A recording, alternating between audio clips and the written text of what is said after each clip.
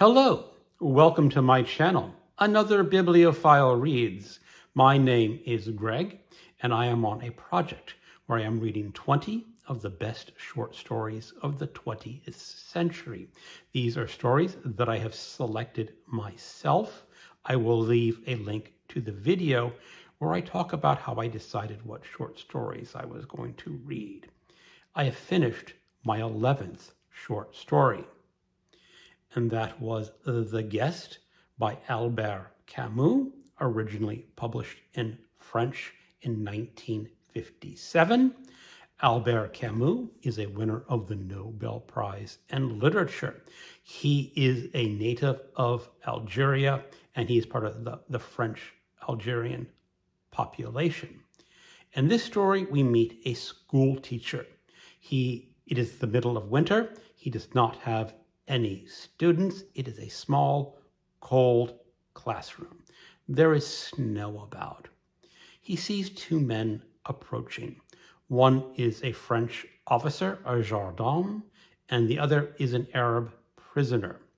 The French officer goes to the school teacher and tells him it is his duty to take this Arab prisoner to a nearby town, to the police, where probably he will be executed. The school teacher is rather ambivalent. He's not sure which side to be on.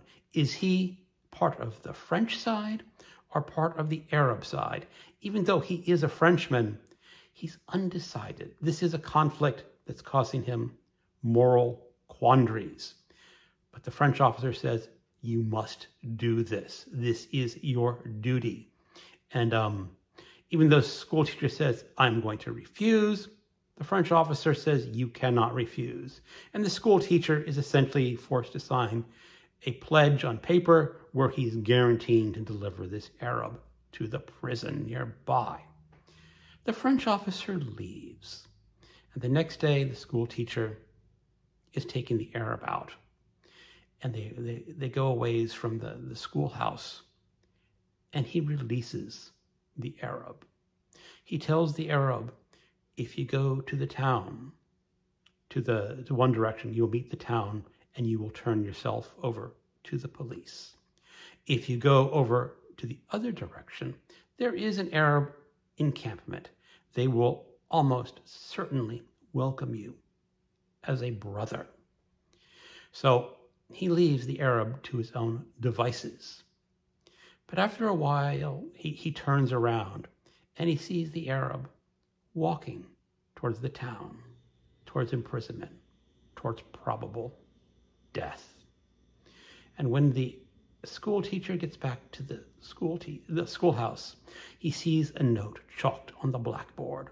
You have betrayed our brother, thereby indicating that that school teacher may be a hunted man himself. So what does this all mean?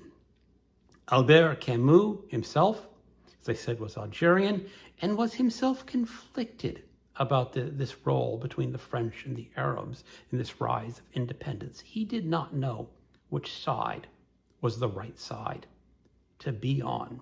And that is the conflict of this school teacher. When forced to choose between sides that you do not know, can you take the position that you will not choose a side? And that's what he tried to do.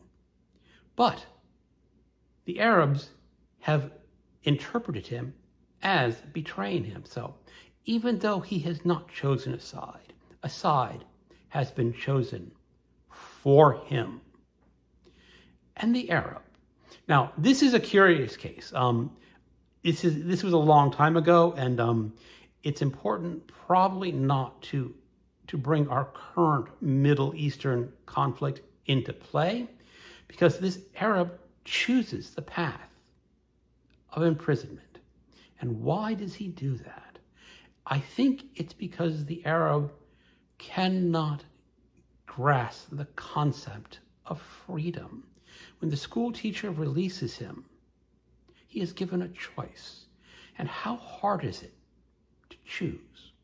One side is the side of imprisonment and death, and that is the fatalistic side. That is where he was thinking he was going to go. But he has the option of freedom.